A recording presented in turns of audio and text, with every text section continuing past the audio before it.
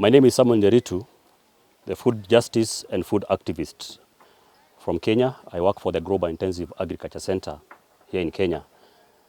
And we teach farmers on how to grow food using the agroecological systems or ecological organic agriculture systems, but they are based on the Grow Biointensive principles. Now today I want to teach about composting and how we are supposed to make composts that will be very suited for our soils, especially here in Kenya or even other parts of the world. First thing that you have to understand is that compost is very crucial when it comes to food production. Without compost, there would be a bit of challenges when it comes to healthy foods and all that. Many farmers are used to growing food using chemicals, and that is what we want to put a stop to because chemicals have become so rampant, and many farmers are not able to grow food because the soils have become acidic. And the only solution right now is for farmers to go back into the original methods of growing food, and that is indigenous methods. And Grow Biointensive is one of them, and it's very, very important. And farmers that we are training today are growing a lot of food using this system. The other thing that you have to understand is that compost is of many types, and the compost that we are talking about here is the Grow Biointensive compost. And in Grow Biointensive compost, there are three major types, depending on the materials that you want to use. And one of the composts that farmers use is known as the hot compost. Hot compost is where you use more of immature materials than mature materials. When talking about immature materials, they are materials that have not put in seeds or they have not flowered. This is Napier grass that has not flowered. So this qualifies to become immature material.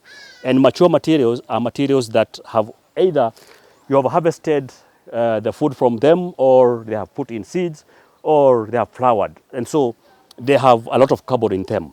So you have to make sure that your compost has either of them, because immature materials provide nitrogen and mature materials provide carbon.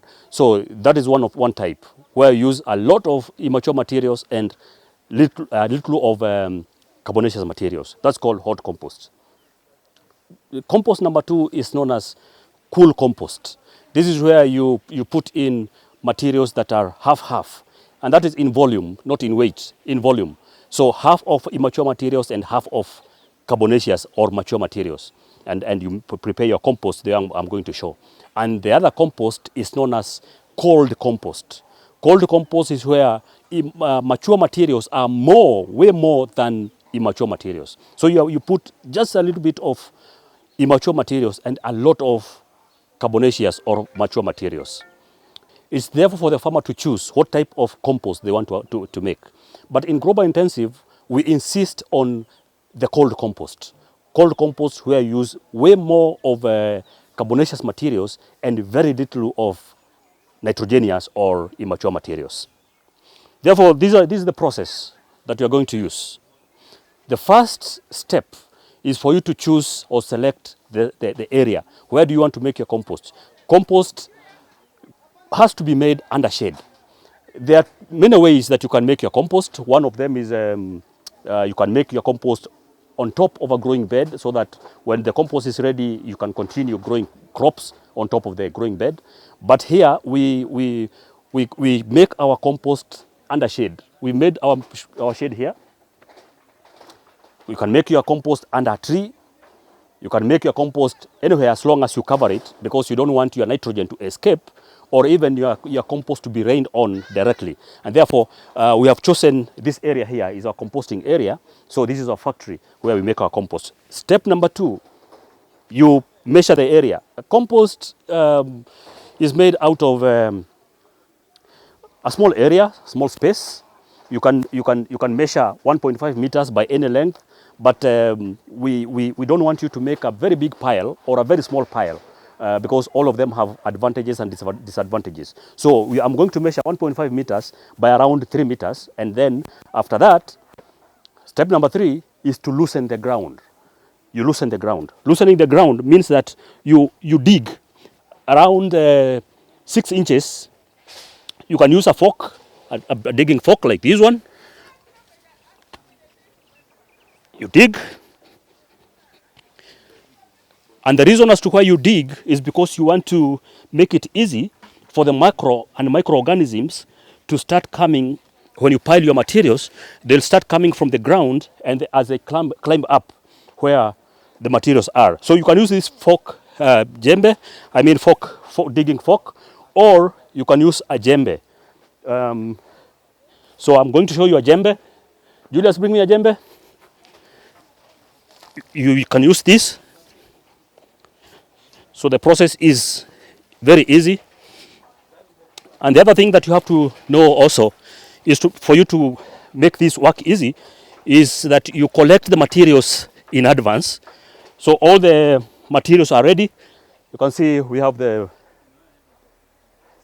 carbonaceous materials or the mature materials. We also have our green materials here, which are immature materials.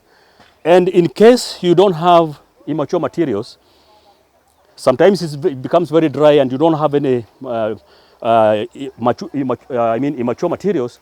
You can use a little of animal manure, which you can see here. I'm ready with it. This is from our poultry, so you can use this.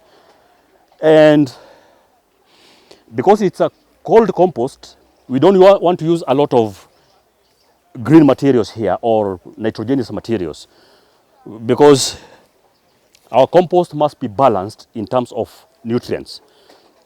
So we should not have a compost that has a lot of nitrogen and less of the rest of the nutrients. So it has to be balanced. So we don't want to take a lot of nitrogen in the soil in our farm, because we know that excess nitrogen is poisonous.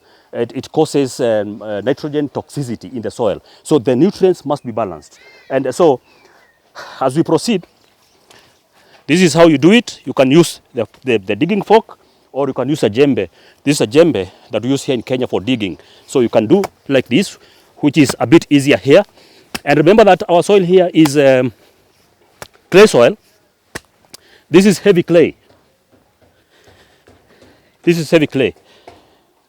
And in a normal circumstance, where you're making other composts, you can use soil in the areas where I'm going to show. But because we don't want to apply clay soil in our compost, we apply manure instead of the soil. You apply soil because you want to introduce microorganisms on the materials. And so instead of that, we use manure or old compost that you have already made, like that one that you can see there. So we are digging an area of around 1.5 meters wide by any length. Where you dig, you don't step on top there, so that you don't compact. So you let it loose. So after digging, you can now level the ground using your rake.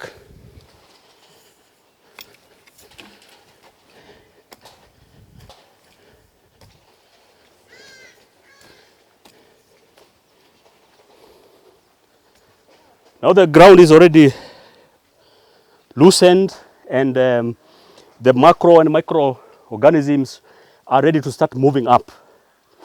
But now, if this soil is dry, it's prudent for you to apply some water. So let's assume it's dry. Therefore, we apply just a little water.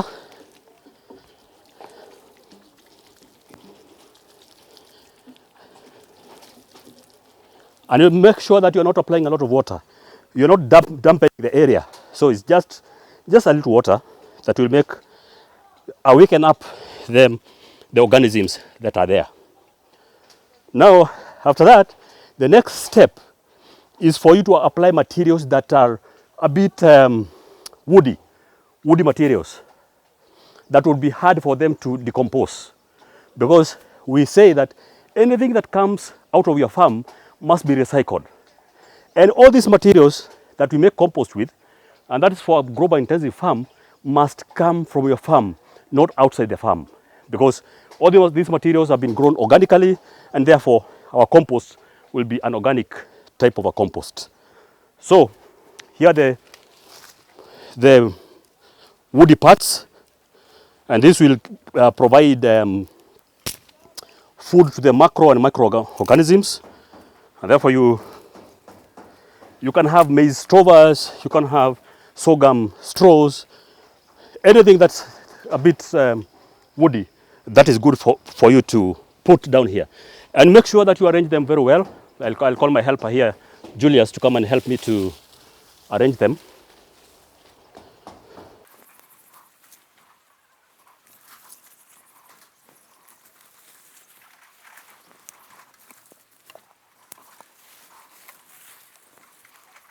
These are mature materials from agroforestry tree known as Sesbania sesban, which is nitrogenous. So again, we are applying a bit of nitrogen here. But I said that we don't apply a lot of nitrogen that is more than the rest of the nutrients. So the materials should not go beyond the area. So the ones that go beyond, you chop them up and then you return them on top of the pile. So that is the coarse materials, the materials that are a bit hard to decompose, but they are food to the organisms. And therefore, this gives a good start for the microorganisms, and even oxygen will be coming from down there as it comes up. This is pile type of compost that requires nitrogen, requires oxygen for it to decompose.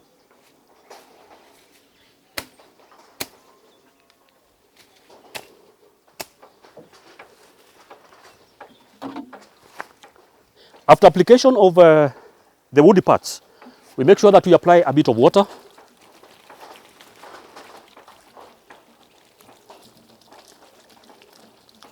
Making sure that every part has a bit of water. No decomposition can take place without water, so it's very, very important. And also micro and macroorganisms require water for them to continue with the work.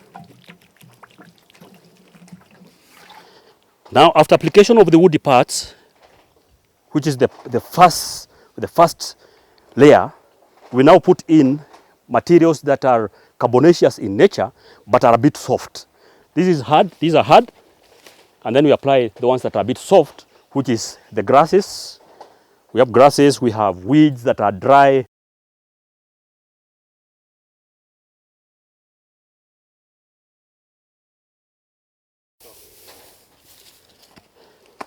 So make sure that you shape your pile very well so that it doesn't fall over. So it has to be uniform and table-like so that it doesn't fall over. Now after that, you apply a little water again. So I'm saying in every layer, you have to apply a little water. Just enough water to make every part wet. If you have the shower like watering jar, watering container like this, then it's better than pouring it direct the way I'm using it.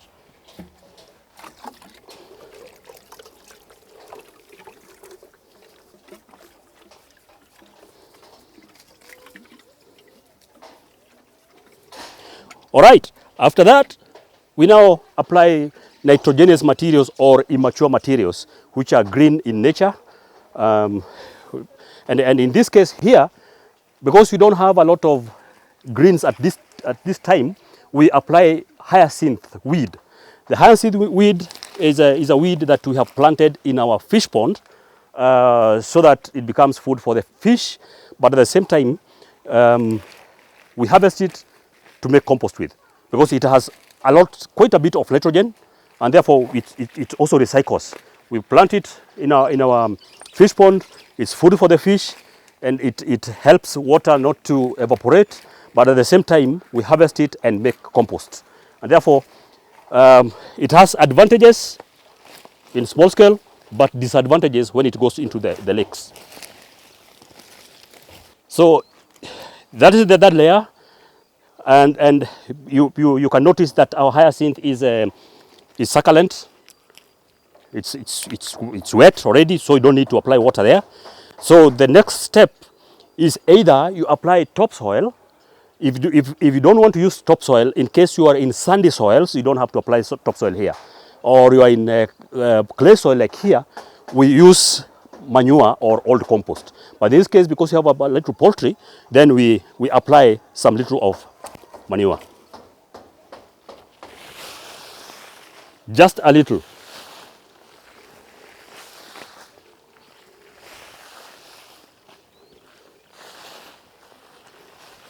Making sure that every part touches the manure, because there are a bit of, or quite a number of microorganisms that will kickstart the process of decomposition. That is enough. We don't want to apply a lot of manure here because we don't want to pump in a lot of nitrogen in our compost. Now the next step, if the manure was dry, we can put in a little water.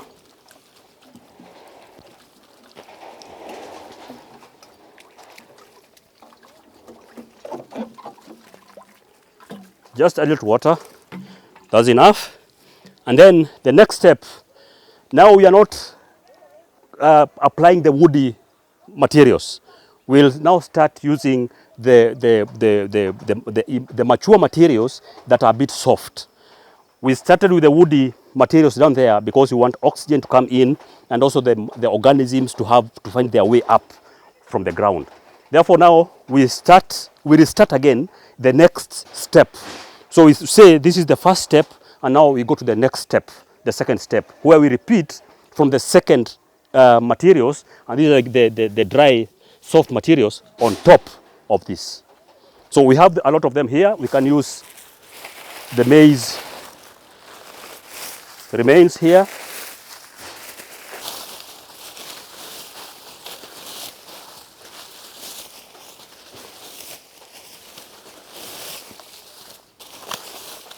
This is maize from our farm, therefore this is organic, and our compost will be so good because it has variety of materials.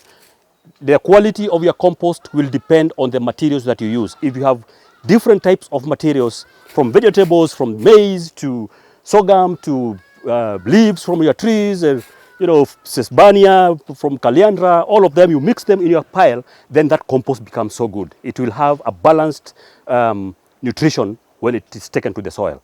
And therefore, it is good for you to note that.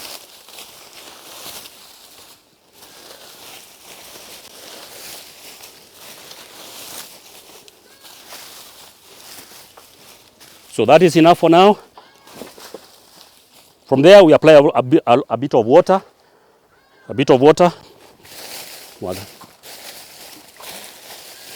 And making sure as you go along, you shape your pile. Shape it well so that it doesn't fall over. Because this pile is supposed to go up to 1.5 meters high. 1.5 meters, that is up to my chest here. So if it is shapeless, then it might fall over, and you don't want to do that. Then after application of a little water, we now, if you have more of the carbonaceous materials or the green materials, I mean the dry materials which are carbonaceous, you can add on top of this, because you want more of the carbonaceous materials than green ones. So we still have a lot of grasses here that we are going to apply.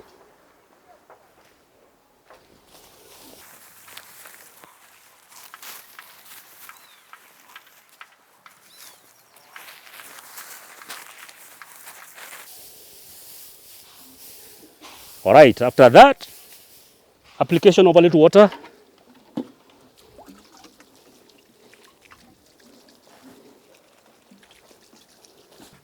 Okay, after that, we go to immature materials.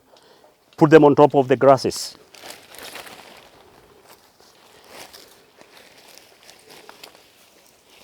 Just a little again.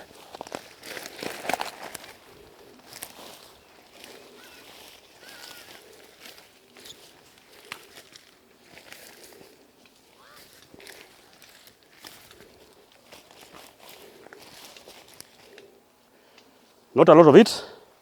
And then we apply a bit of manure, just a bit of it.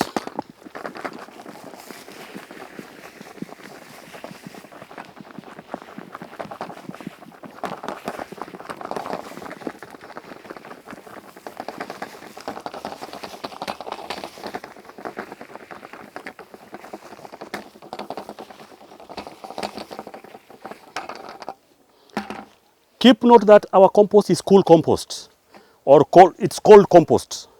Our compost is called compost, where we are using a lot of mature materials as compared to immature materials.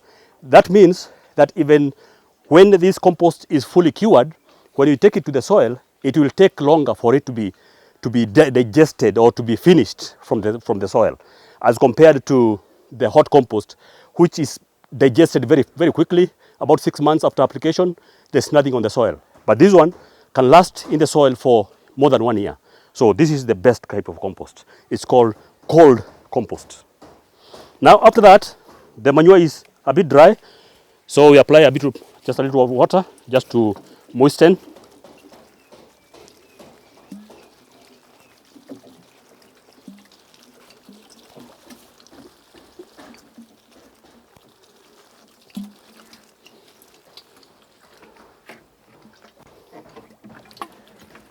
And then after that, we now apply again the dry, soft, carbonaceous materials. The dry, soft, carbonaceous materials, and you again arrange them very well. So that process will continue like that until your pile is 1.5 meters high, up to my chest.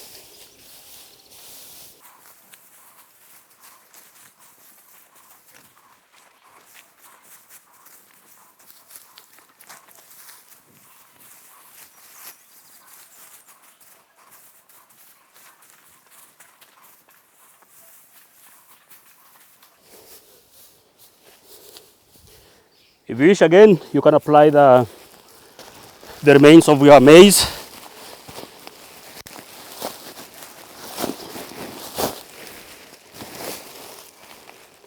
If you have bean trash, again you can apply them here.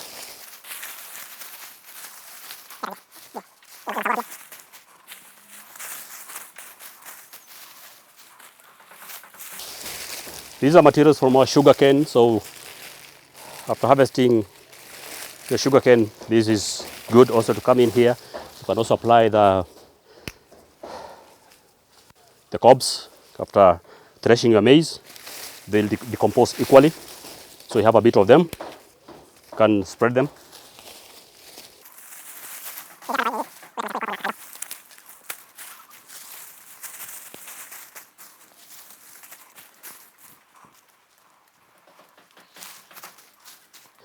Now you notice that the pile is almost halfway, so we have another about 2 layers to go. And so when it is halfway and you have kitchen wastes, and here they are, a bit of kitchen wastes, you can apply them here just at the center, and you'll notice that these ones will start decomposing very quickly. These are mangoes from our farm. You have some avocados, yeah. They'll start decomposing very quickly. So this point of decomposition is called thermophilic zone. This is where decomposition kick starts. So there will be a lot of micro and macroorganisms that will start decomposing here, and then now decomposition will start from the center going outside like that. And so if you have eggshells, you can apply them here. Here they are, some eggshells. Here, these are eggshells. You can apply anything else that is from your kitchen, and we don't waste anything here. And we don't apply ash in our compost, because ash is alkaline, and we don't know whether our soil is alkaline or not. So if you test your soil and find that your soil is alkaline, you don't apply the ash. But if it's acidic, then you can apply some ash on your compost so that it will help in reducing the acidity levels of your soil. So after that, apply a little water again.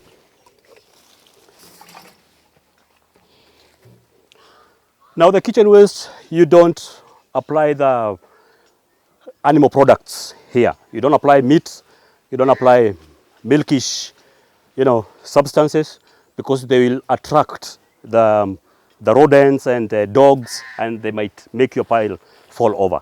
So after application of a little water, you again come in and put in the green materials, or our hyacinth here. We have a lot of it, and That's why we have continuous composting here. After that, you can apply a little of the manure if you have, just a little. Again, instead of topsoil, we don't want to apply clay soil here. All right, after that, you come back again and apply the carbonaceous materials, the maize remains or the grasses or the maize stalks, but you don't put in the woody parts of the sticks.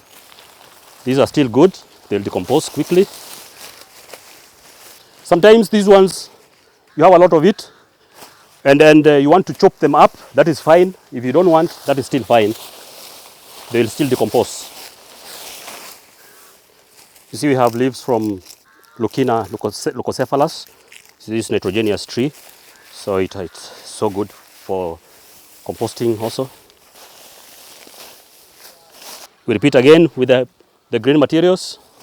So this process continues like that until the pile is 1.5 meters high. And now it will be ready for you to leave it to continue with the work of decomposition. And we expect that in the third day from today, the ignition of the decomposition will have started, and there will be quite a number of micro and macroorganisms that will have come to start the work of chewing or breaking down, especially the carbonaceous materials. And according to science, the macro and microorganisms requires just a little of nitrogen or protein for them to break down the woody parts. So for macroorganisms or microorganisms to break down these woody parts, they require a bit of nitrogen. Therefore, you have to make sure that there is some kind of balance. They need more of this and little of this. I hope we are clear there. So that process continues like that until you finish the work. And you see a pile like this, if I was alone, I would prepare it within just between 30 and 45 minutes. So it's not very hard work. Agriculture is not labor intensive, it is skill intensive. You need to have skills for you to do this agricultural work. It's very interesting, it's a hobby, it has to be passion for you to venture into this work. Hoping that you have enjoyed what we have done, and hoping that you are going to emulate that and make compost in your small farms so that you grow your soils. Soils in the world are dying. Why do they die? They are dying because we have applied a lot of chemical fertilizers that rise or make bring up the acidity levels of our soils. And for us to take this soil back the way it was many years back, we have to apply compost. And eventually, our soils will be good for us to grow food sustainably. Thank you.